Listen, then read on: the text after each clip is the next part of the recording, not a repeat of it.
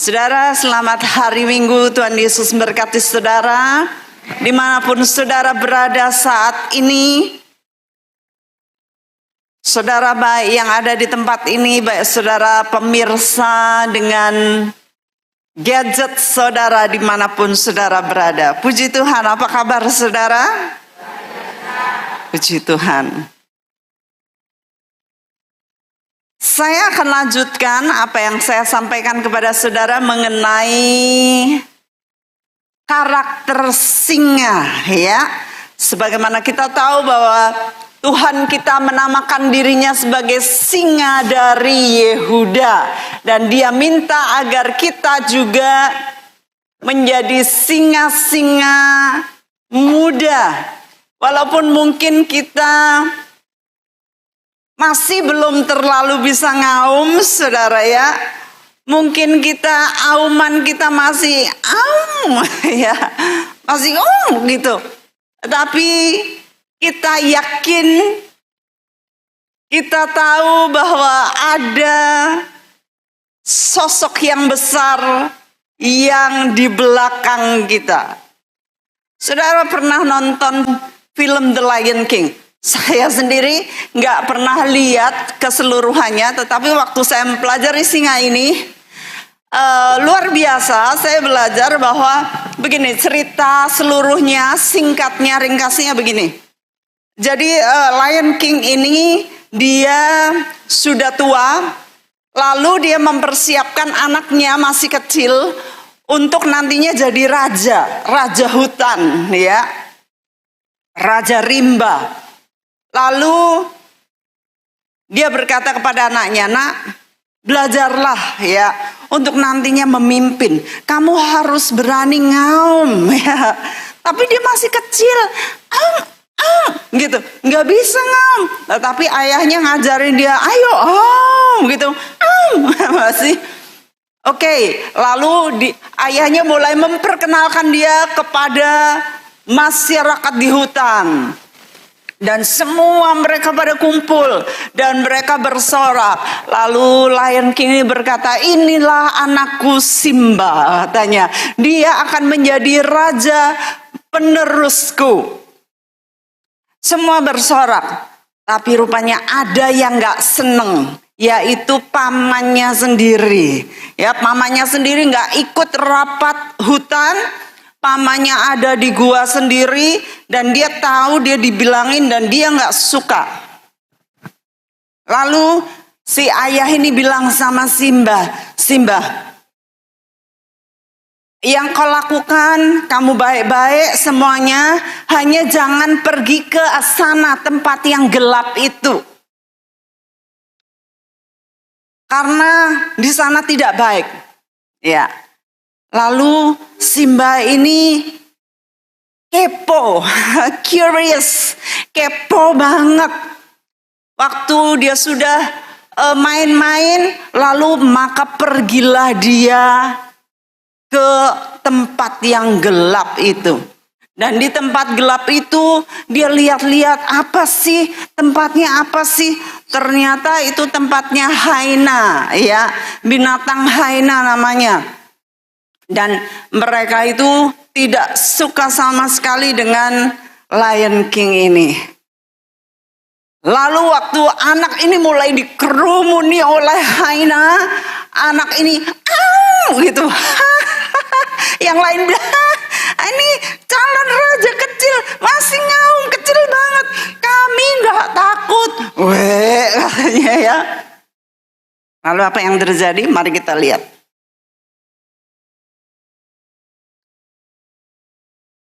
Do this, you will start a war with Mufasa. Hyenas and lions have been at war since the beginning of time. But Mufasa's bloodline will end here!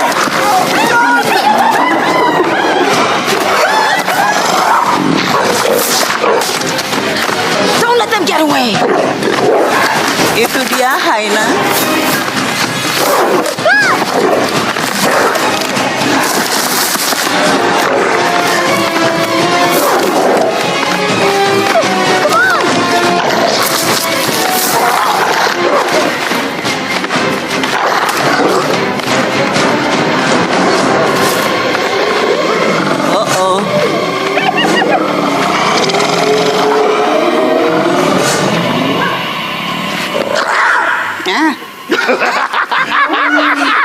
Did you hear that? The future. Kamu dengar is- nggak? Oh, don't hurt me. Oh, do it again.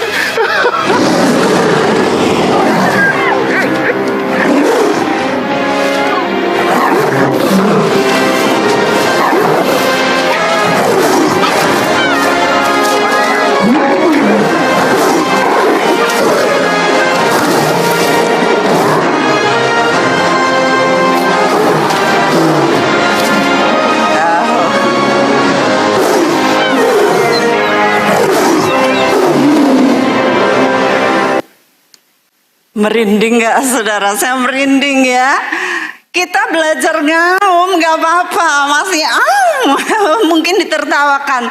Tapi backingan kita, dekengan kita, Tuhan kita, kalau kita ngaum, Dia singa dari Yehuda itu yang akan ngaum. Dan musuh-musuh akan gentar terhadap kita. Amin. Kiranya ini bisa menguatkan saudara, menjadi pelajaran bagi kita. Jangan pergi ke tempat-tempat yang gelap saudara ya. Jangan kita bikin dosa. Jangan kita ngumpet-ngumpet. Jangan kita diem-diem. Jangan kita bohong-bohong. Kita bohongin orang tua kita. Maka iblis akan nyergap kita. Tapi untung ya, kalau kita mau hidup dalam kebenaran, dalam terang, maka dimanapun kita berada saudara, maka singa dari Yehuda itu akan nolong kita. Dia akan ada di belakang kita. Dia akan menjadi power bagi kita. Dia akan menguatkan kita. Dia tidak akan membiarkan kita ini sendirian. Walaupun kita masih dinyek ya, dihina, ayo ngaum lagi coba. Tetapi yang di belakang kenceng banget. Nah, sebagaimana saudara sudah belajar minggu kemarin mengenai karakteristik dari singa, saudara masih ingat apa karakteristiknya? Apa? Nomor 1. Sikap, ya. Sikap yaitu attitude, karakteristik singa. Sikap.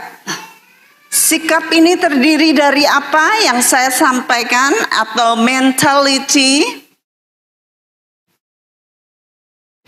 Mentalitas ya. Terdiri dari apa? Integritas dan komitmen. Wow, saya senang nih saudara mulai hafal ya.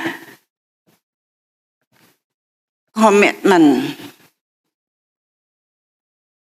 Nah, saat kita memiliki integritas yang baik dan komitmen yang baik, maka kita akan ngaum tanpa takut.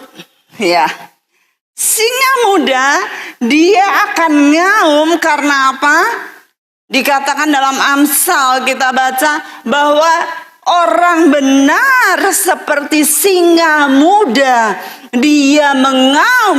Jadi orang benar integritasnya nggak bolong, saudara. Kalau bolong itu tidak hanya bolong itu, saudara nggak diliatin orang, nggak. Gak bolong itu di alam roh ini loh saudara. Di alam roh itu gak bolong.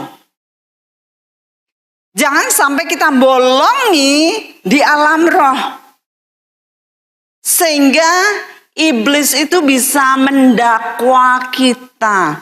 Dia kerjanya itu mendakwa anak-anak Tuhan siang dan malam. Itu sebabnya kita hidup dengan integritas. Kita hidup dengan komitmen. Saudara, yang kedua saudara ingat apa? Mentalitas dan attitude ini sikap ya. Nomor 2 baru mentalitas.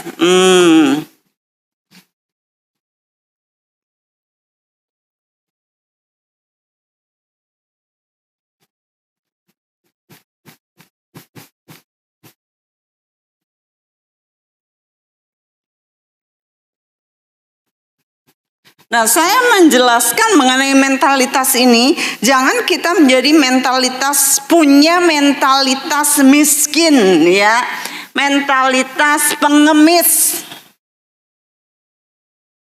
Ada orang yang pasang PP itu ya, profile picture-nya gini, gambarnya uang 100.000, terus di bawahnya tulisannya begini, kau datang dan pergi sesuka hatimu. Wah, ini mentalitas. Ada yang pasang PP juga, gambarnya bon nota-nota. Terus tulisannya apa? Ya, belum bisa bayar-bayar. Mentalitasnya murahan, mentalitasnya pengemis, minta-minta. Bahaya sekali jikalau kita ini mencoba untuk mengandalkan manusia. Di Yeremia 17, kita sebaiknya baca saudara. Yeremia 17 ayat 5-8. Ini ayat membuat saya seumur hidup sangat takut. Ya. Beginilah firman Tuhan, terkutuklah orang yang mengandalkan manusia, yang mengandalkan kekuatannya sendiri, dan yang hatinya menjauh daripada Tuhan.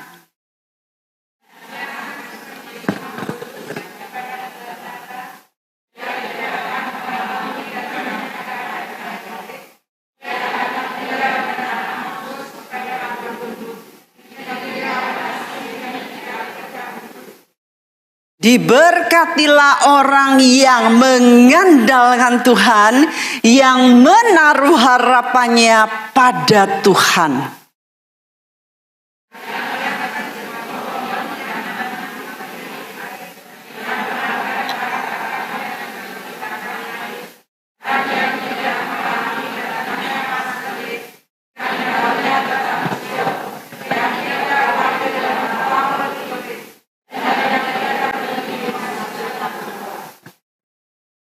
Saudara, orang yang ngandelin manusia, yang mengharapkan manusia, dikatakan apa?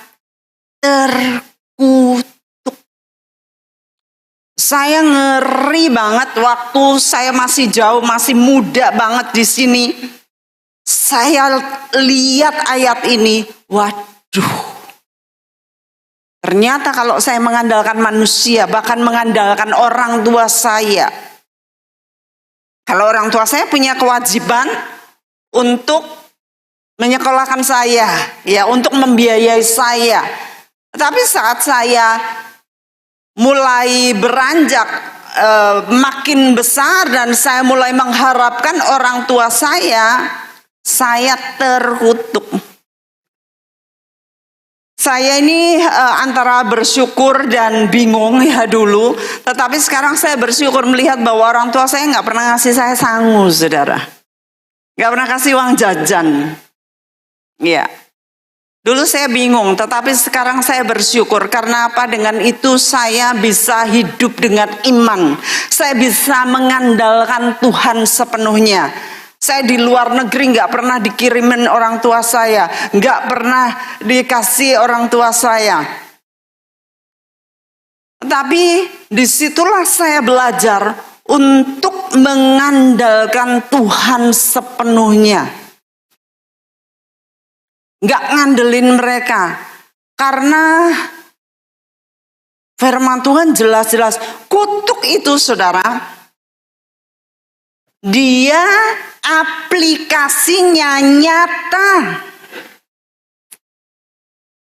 Aplikasinya nggak kelihatan dulu, ya. Dia nggak kelihatan, tetapi kerjanya sangat nyata. Bisa kekurangan terus, bisa bocor terus, ya. Entah nanti uangnya dipakai jadi apa, entah sakit lah, entah ke rumah sakit lah, entah ini dan itu. Pokoknya kayak bocor gitu terus. Itu orang yang terkutuk. Kok kayak nggak bisa nyimpen, nggak bisa pergi kemana-mana, seret. Tiap bulannya mepet. Itu kutuk. Kalau saudara hidup dengan keadaan yang seperti ini, siapa tahu mungkin ada kutuk. Karena saudara sudah ngandelin manusia. Ya. Saudara cerita-cerita kemana-mana kebutuhan. WA, apa kabar? Loh kamu apa kabar? Ya saya nggak terlalu baik sih keadaan saya. Loh kenapa? Jadi ini dulu mancing ya. Dan menyedihkan saat orang mengandalkan manusia. Mentalnya rendah. Singa nggak begitu. Singa ngaum, dia berani. Dia tidak akan mengandalkan teman-temannya. Dia tidak mengandalkan temannya untuk ngasih dia makan. Tetapi dia percaya 100%. Saat dia keluar, ya, dia sudah tidur seharian 20 jam dia tidur. Lalu keluar, dia ngaum, dia yakin dia dapat mangsa.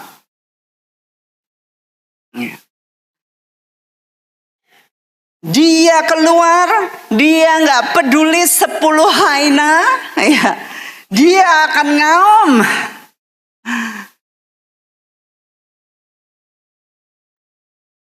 Saudara, mentalitas itu penting. Waktu lalu saya bicara mengenai Kaleb, ya.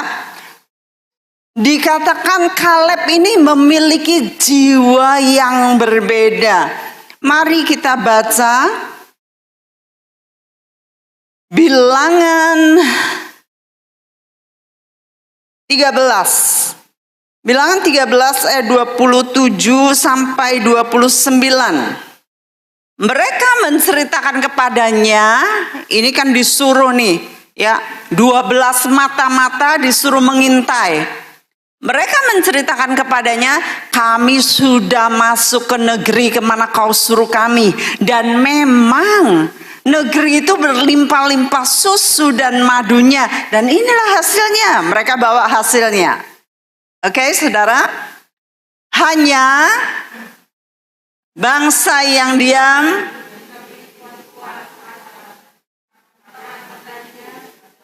dan sangat besar. Juga keturunan enak telah kami lihat di sana. Dia bilang begini, oh negeri ini bagus, penuh susu dan madu. Tapi hanya, jadi ada negatifnya ini orang-orang yang 10. Lalu orang Amalek diam di negeri Negeb, orang Het, orang Yebus, dan orang Amori diam. Jadi dia menceritakan semuanya yang negatif ini. Ya, orang Kanaan diam sepanjang laut dan sepanjang tepi sungai Yordan. Dan mereka ini semuanya nyeritain semua yang negatif. Kemudian ayat 32 dan 33. Juga mereka menyampaikan kepada orang Israel kabar busuk tentang negeri yang diintai mereka dengan berkata, negeri yang telah kami lalui untuk diintai adalah suatu negeri yang memakan penduduknya. Dan semua orang yang kami lihat di sana adalah orang-orang yang tinggi-tinggi perawakannya. Semuanya negatif. 33, saudara baca, 23. Oh.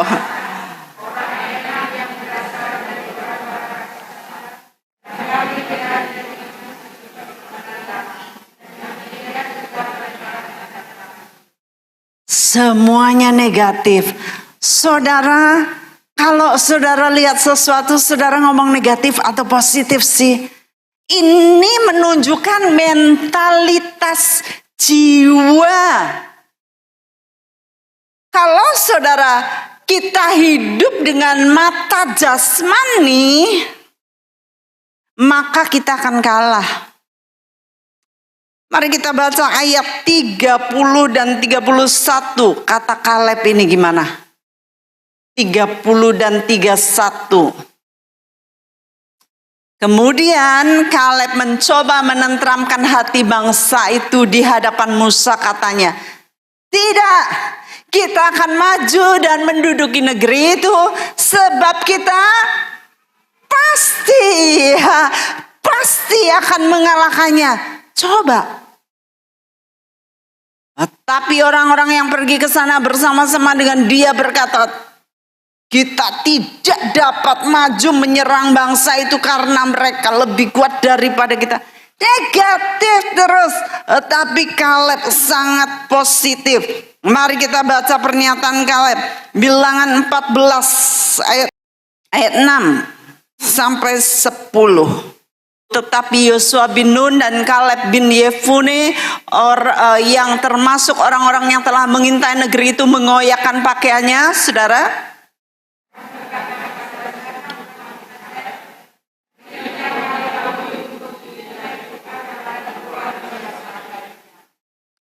Jika Tuhan berkenan kepada kita, maka Ia akan membawa kita masuk ke negeri itu dan akan memberikannya kepada kita suatu negeri yang berlimpah-limpah susu dan madunya.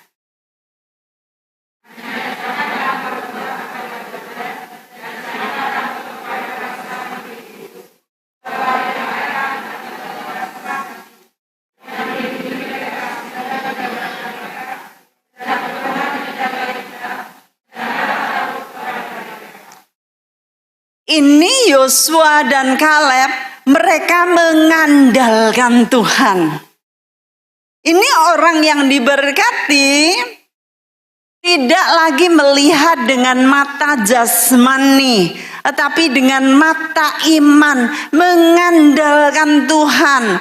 Ayat 10 lalu, umat itu mengancam hendak melontari kedua orang itu dengan batu, tetapi tampaklah kemuliaan Tuhan di kemah pertemuan kepada semua orang Israel. Saudara, ini kisah yang sangat menyedihkan sekali.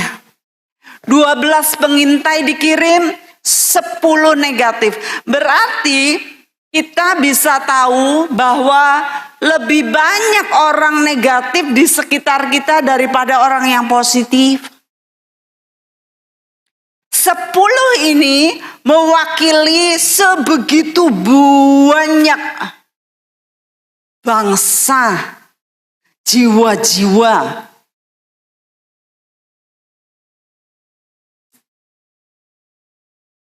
Kita baca lebih lagi, ini luar biasa saudara. Yosua 14, nanti saudara akan belajar. Yosua 14 ayat 6 sampai 8. Saya minta saudara baca 2, 3.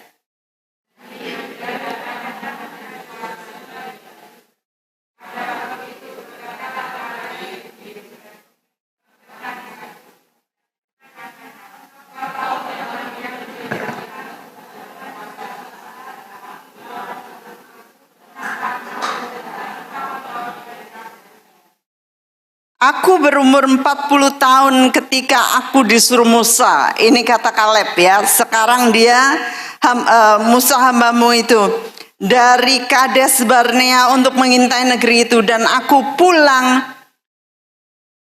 membawa kabar kepadanya yang sejujur-jujurnya. Sedang saudara-saudaraku yang bersama-sama pergi ke sana dengan aku membuat tawar hati bangsa itu. Aku tetap mengikuti Tuhan Allahku dengan sepenuh hati. Sekarang saya mau menggarisbawahi kata aku membawa kabar sejujur-jujurnya. Matanya sama enggak? Matanya ngelihat sama enggak? Sama.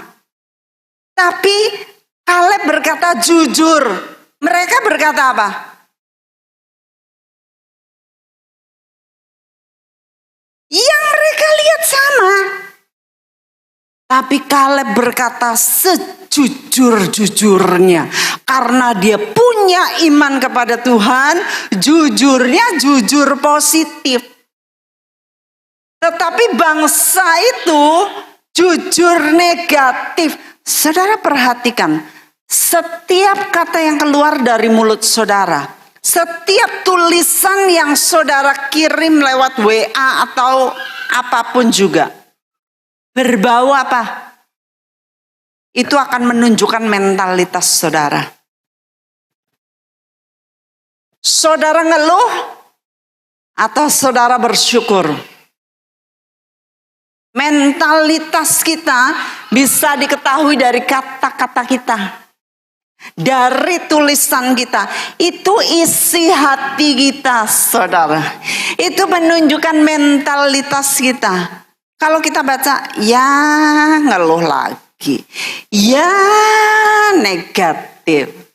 Sejujur-jujurnya, orang bisa ngelihat yang punya iman akan jujur positif seperti Kaleb. Yang gak punya iman akan jujur seperti bangsa Israel.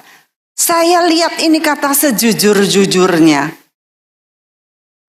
Saya berpikir, kita ini diperhadapkan dengan pilihan setiap hari. Kita mau jujur apa? Jujur ngeluh dan bercucuran air mata, jujur. Aku terus terang aja. Aku jujur. Orang banyak ngomong terus terang aja. Sejujurnya. Tapi dengan lelehan air mata, dengan tanda-tanda negatif. Mengharapkan manusia, bukan mengandalkan Tuhan, terkutuk. Saya berdoa saudara mencabut kata-kata saudara, mencabut tulisan saudara, supaya tidak ada kutuk yang nempel di saudara. Ya, karena saudara, ini seumur hidupnya menyertai mereka. 10 orang itu akhirnya mereka mati jadi bangkai semua di padang gurun. Tetapi yang masuk Kanaan itu cuma 2 yang dari sekian juta banyaknya. Cuma 2, dan 2 ini orang yang memiliki kejujuran yang positif. Di dunia ini, kita akan selalu diperhadapkan dengan keadaan yang negatif. Seriously. Semua sekitar saudara menawarkan semuanya yang negatif. Berita-berita negatif, saudara. Kalau saudara mau percaya dengan berita-berita, hari-hari saudara akan ngomong negatif. Saya nggak suka saudara baca berita. Kalau saya dengar, kalau saya di forward, saya akan doakan. Tapi saya nggak senang. Saya nggak baca koran, saya nggak lihat TV, saya nggak ngikutin perkembangan. Tapi saya berdoa. Karena apa? Semuanya itu menyekap kita untuk kita jadi berpikir secara logika negatif mereka. Logika sejujur-jujurnya. Akhirnya mereka punya mentalitas rendah. Kata-katanya persis sama dunia. Kata-katanya persis sama TV. Kata-katanya persis sama berita. Banyak bapak-bapak ngerondo, ceritanya semuanya kejadian-kejadian negatif ya. Saya itu kadang tidak terelakkan, gak bisa endo. Saya duduk sama orang mulai cerita, kamu tahu gak itu. Waduh, telinga saya udah tercemar. Pikiran saya udah tercemar. Itu tuh gini-gini loh. Dia cerai lagi, dia kawin lagi, ini, waduh, tercemar. Apalagi kalau orang nunjukin saya, ini loh, fotonya, ini loh. Saya marah. Saya bilang gak usah kasih saya fotonya. Saya gak pingin kecemar pikiran saya. Gak pingin mata saya lihat gitu. Saya gak pingin. Kemudian malam nanti saya bilang, saya bersihkan semua pencemaran jasmani rohani. Itu ada tulisannya di Alkitab. 2 Korintus 7. Ada pencemaran jasmani, pencemaran rohani. Seberapa banyak kita sudah mencemarkan diri kita dengan hal-hal yang negatif hari-hari. Kita bisa baca berita begitu lama, tetapi firman Tuhan sedikit porsinya. Padahal Tuhan menuntut kita untuk memiliki jiwa yang berbeda, mentalitas yang berbeda, daya otak, kapasitas yang berbeda. Saudara harus dibacem dengan firman. Saudara harus nyelup dengan firman. Saya pernah ngajarkan di satu kelas pemimpin. Saudara, kalau waktu saya di Korea, ya, kalau musim panas, kami naik kereta bawah tanah, itu kan ketutup, ya. Baunya itu sudah, maaf ya orang-orang Korea, baunya itu bawang, saudara. Bawang. Karena mereka tuh makannya banyak bawang mentah. Ya sehat, tapi kemudian baunya itu kayak badannya itu, di badan itu bisa keluar aroma bawang. Kalau orang India bawa apa, saudara? Ya? Saudara gak pernah ke India? Gak pernah ketemu orang India? Oh, jarang ya di sini ya. Orang India tuh baunya kari. Kunir dicampur entah apa, jadi bau kari, saudara. Ya. Enak sih. Ya, kayak Indomie rasa kari, saya suka itu. Jangan dikasih loh, saudara. Jangan dikasih, aduh semua loh. Saya nggak makan. Dulu saya suka Indomie rasa kari. Kalau saya cari pasti kari. Kalau orang bule bawa apa? Ya, ada yang nyelotok keju, pakai keju baunya. Ya, bau bisa, kok bisa badannya itu loh keluar bau keju. Nah, kita ini kalau direndam dalam firman, ya, dibacem, kita keluar itu baunya firman. Yang keluar mulut kita itu firman, bukan negatif. Tiap kali bahasanya negatif, mentalitasnya rendah, belum bisa ngaum seperti singa. Saya akan data, ya, mentalitas singa itu seperti apa? 1, singa itu simbol dari kekuatan. Simbol dari kekuatan.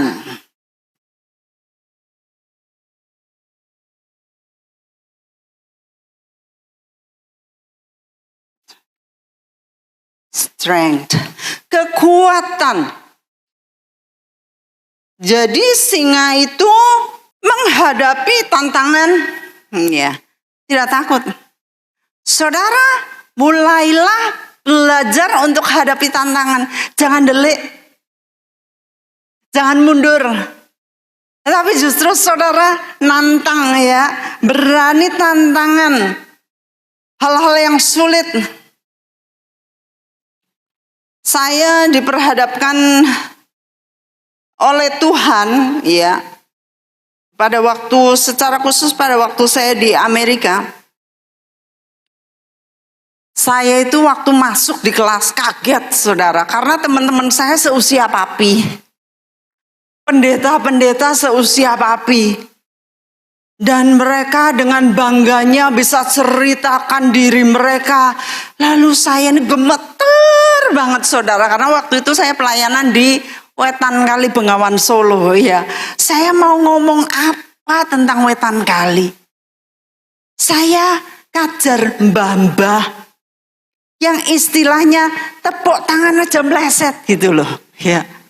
Lah saya mau ngomong. I am from Solo. My ministry is in Bengawan Solo, Wetan Kali.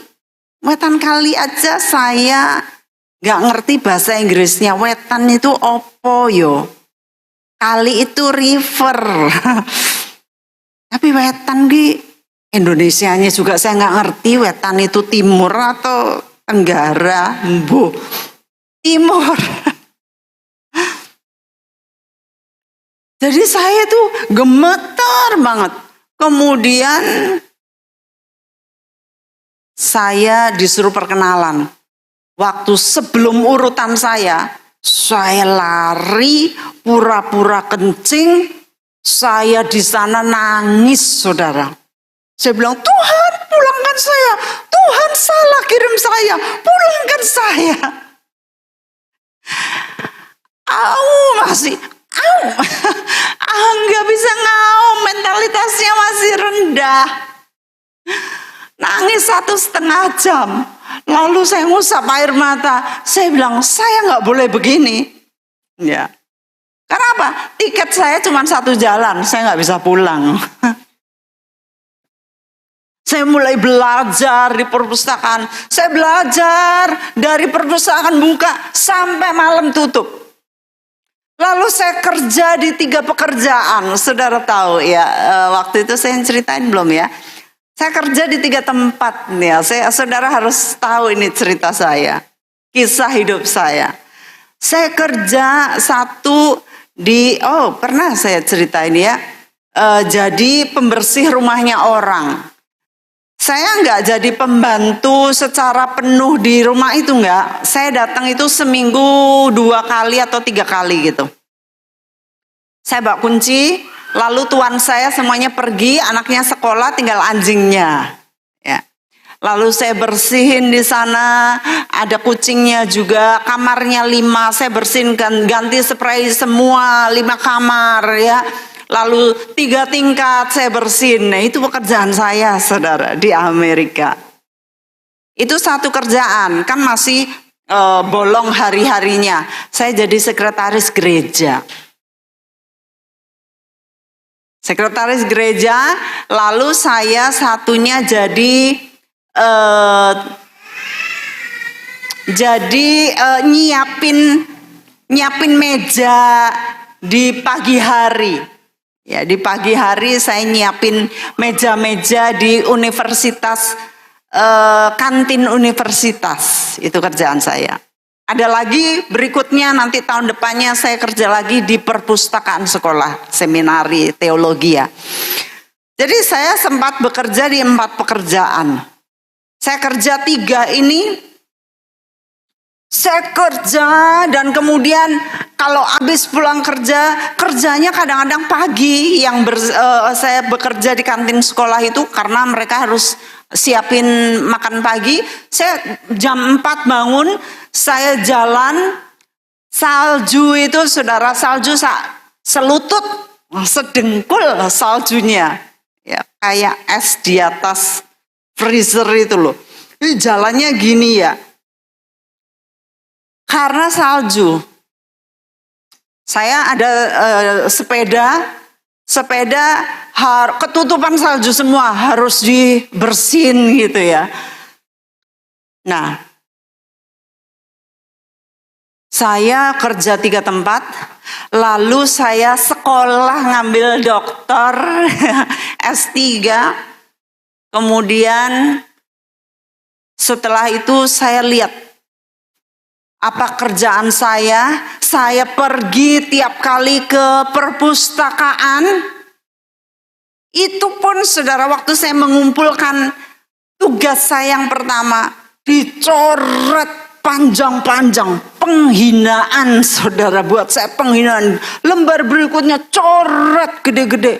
Aduh, saya bilang, Tuhan, gimana ini?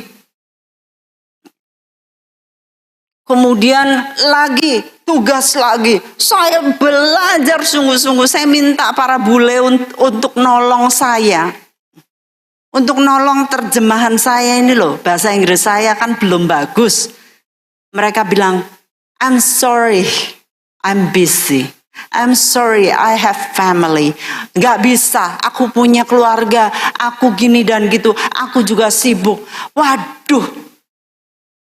Disitulah saya belajar untuk mengandalkan Tuhan.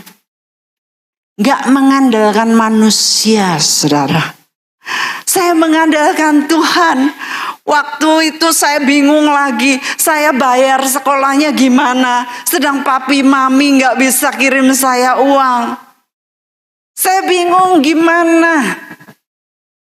Saya kerja di beberapa tempat pekerjaan. Saya masih melayani 2 grup Indonesia. 1 grup Kristen Protestan, 1 grup Katolik. Ya, itu nggak menghasilkan. Beberapa kali saya nggak dapat PK, ya, persembahan kasih nggak dapat. Saya PP 110 km. Kadang-kadang pertama dijemput, kemudian saya mendapatkan mobil, ya. Saya bawa mobil sendiri. Enggak dapat persembahan. Ada kadang persembahan sedikit. Puji Tuhan. Saya harus ngandelin Tuhan, saudara. Jadi waktu saya ngadep direktur sekolah saya bilang, Sir, saya minta beasiswa. Dia bilang, beasiswa? Aku di sini ini kerja, katanya. Terus kamu datang dengan apa? Kalau nggak ada duit. Waduh, saya dihina, saudara. Saya bilang, saya datang dengan iman. Oh, iman itu aku kerja di sini. Waduh, saya balik dari kantor dia, saya nunduk gini terus. Tuhan, kok salah kirim aku, Tuhan? Saya disuruh ngandelin Tuhan. Di sana ditolak, nilai saya dicoret gede-gedean.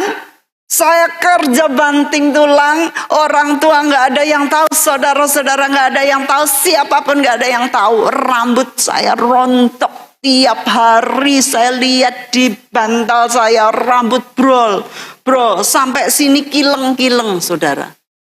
Kelihatan botak. Saya sampai pakai topi. Stres hari-hari.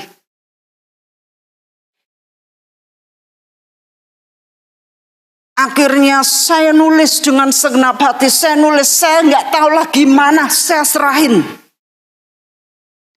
Dan itu dosen pertama saya, semua bilang ini killer. Killer itu pembunuh artinya. Dosen ini nggak pernah ngasih nilai B. Paling bagus itu C dan D. Teman-teman saya dapat D. C itu udah bagus banget. Itu teman-teman yang master. Kalau doktor ada C langsung pulang, saudara. Saya bingung gimana ini. Sudahlah, nggak ada orang-orang bule yang nolong saya ngoreksi bahasa Inggris saya. Akhirnya saya serahkan dengan iman. Saya udah setiap hari pagi sampai malam, pagi saya kerja, nanti siang sampai malam, sampai perpustakaan itu tutup. Saya harus ditendang. Luar, sudah pulang, sana, udah tutup. Hari-hari sampai perpustakaan tutup. Akhirnya saya serahkan tesis saya yang pertama. Saya tinggal tunggu nasib. Sudahlah, kalau saya mau didupak pulang, saya siap. Saya bilang. Kemudian suatu hari pulang dari kerja, saya dapat 2 amplop besar. Deg-degan. Aduh, amplop ini. Ternyata tesis singkat saya. Waktu saya buka, saya kaget. Di situ dosen saya yang killer ini, yang pembunuh ini, tulisannya gini, wow, very good, sangat bagus. Buka lagi, good analogy, analogi yang bagus. Buka lagi, excellent. Sampai terakhir saya buka nilai saya. Saudara, nilainya.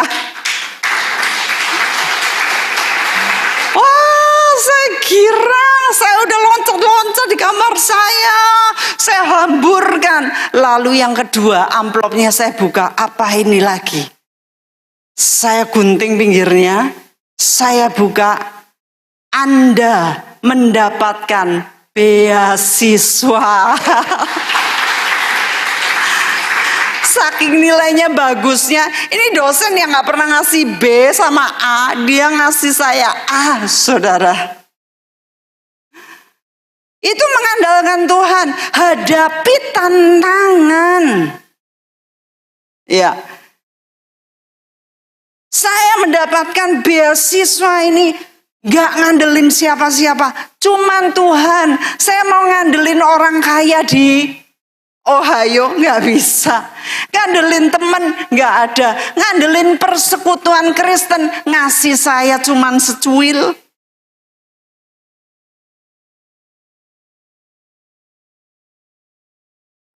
Kekuatan dibangun dari tantangan. Dari hal yang sulit sampai akhirnya terbentuk kekuatan. Saudara, setiap kali di balik hal yang menyakitkan hidup kita, selalu tersembunyi mujizat dan berkat. Catat baik-baik. Ya. Di balik tantangan hidup kita, selalu tersembunyi mujizat dan berkat. Itu sebabnya tantangan-tantangan ini akan membentuk kekuatan buat saudara. Bodoh wong ngayal ke biat, angel ra umum, kira iso berubah-berubah. Wis puluhan tahun aku urip bareng, ora iso berubah. Ternyata itu apa? Membuat saudara kuat. Supaya saudara tekun. Supaya saudara sabar. Supaya saudara setia. Supaya saudara tetap mengasihi. Belajarlah untuk positif. Melihat itu sejujur-jujurnya bojoku iki. Nyenengke banget. Gemeske. Gemeske itu cute. Gemeske kayak cah cilik itu loh. Bayi nyempluk ginuk-ginuk. Bojok. Nyenengke banget. Sejujur-jujurnya. Jangan saudara gosip tonggo. Nah bojomu piye? Bojoku ya membuat saudara kuat. Tantangan-tantangan dalam hidup membuat saudara kuat. Harusnya saudara terlatih. Tiap hari omongannya mesti ngono. Tiap hari ngono. Saudara nangkis omongannya. Saudara harusnya hafal. Mesti omongannya ngono. Ganti cara. Yang kedua, singa itu identik dengan pemimpin. Kepemimpinan atau pemimpin atau kepemimpinan ya. Singa itu selalu memimpin, saudara. Leaders.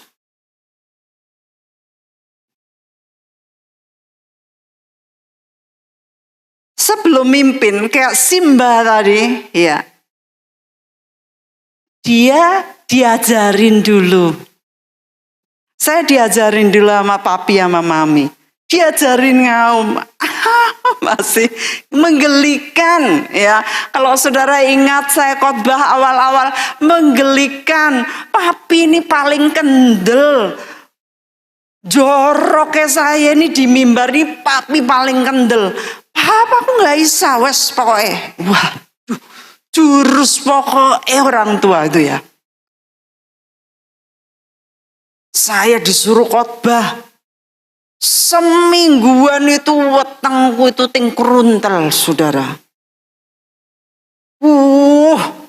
Nek kelingan mimbar dulu kan yang kayu, yang gede itu loh, saudara, kayu sing panjang dari sini sampai sana. Nek lihat mimbar itu dari sini saya ngersi. Mesti kok kaya ono gluduk-gluduk terus ngadepin berdiri gini loh, saudara. Mau ngaumi, aduh, kurang 3 hari keringetnya kembrobyo sak krontol-krontol. Bayangke berdiri di hadapan saudara-saudara semua. Hari itu saya mau berdiri, wis wetenge ora enak, wis keringetnya, wis pokoknya enak banget, saudara. Gemeter, kaki badan seluruhnya gemeter. Tapi setelah itu jiwa pemimpin mulai muncul dalam diri saya. Saya pergi ke New Zealand, saya kumpulin orang-orang Indonesia di sana. Yuk guys, kumpul yuk. Mau apa? Tak ajarin nyanyi. Mau nyanyi buat apa? Mau nyanyi di gereja. Saya ngomong sama pendetanya. Saya masih ingat pendetanya itu Mike Knott ya. Dia besanan sama Pak Sem Sokota Tawangmangu. Saya bilang, Pak Pendeta, boleh nggak kami orang-orang Indonesia nyanyi? Oh yes, please. Senang sekali ya. Jadi saya mimpin mereka. Ayo pakai hitam putih. Hitam putih kan gampang, semua punya hitam putih. Ya, mimpin. Oh, ternyata saya ini pemimpin. Pergi lagi. Kemana? Saya mimpin lagi. Pergi lagi ke Amerika. Saya mimpin orang-orang Indonesia di sana. Saudara, saya ceritain. Orang-orang Indonesia di Amerika yang disekolahkan oleh orang tua mereka adalah anak-anak orang kaya. Saya ini kaya iman, kaya punya bapak. Jadi saya nggak ada duit. Lalu saya waktu di Amerika itu saya tinggal di apartemen dengan seorang ibu, kami berdua. Nah saya kalau di kamar mandi itu nyanyi. Serius saya. Dia laporkan saya sama direktur choir. Direktur, ini Meg ini suaranya bagus katanya. Oh iya, padahal untuk ikut nyanyi di choirnya seminari itu semuanya tuh dosen-dosen, profesor-profesor. Jadi saya kalau mau ikut kor harus dilatih, harus ngadep direkturnya, dites.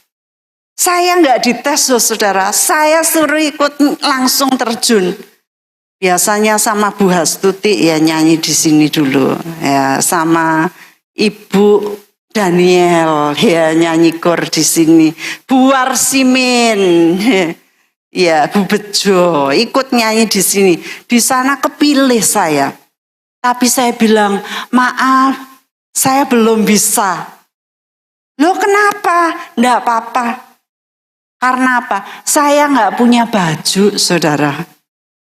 Jadi aku izin bajunya nggak pas gitu ya. Akhirnya saya kerja, yang kerja tadi itu loh saudara, saya ngumpul-ngumpul kayak duit. Saya beli ke toko bekas. Toko second. Di sini ada toko bekas di mana ya? Di pasar mungkin ada ya. Atau di pinggir-pinggir yang nyentel-nyentel. Tapi di sana ada yang namanya Goodwill. Ya, Itu orang-orang ngasih bajunya ke situ, lalu Goodwill ini jualin dengan harga murah.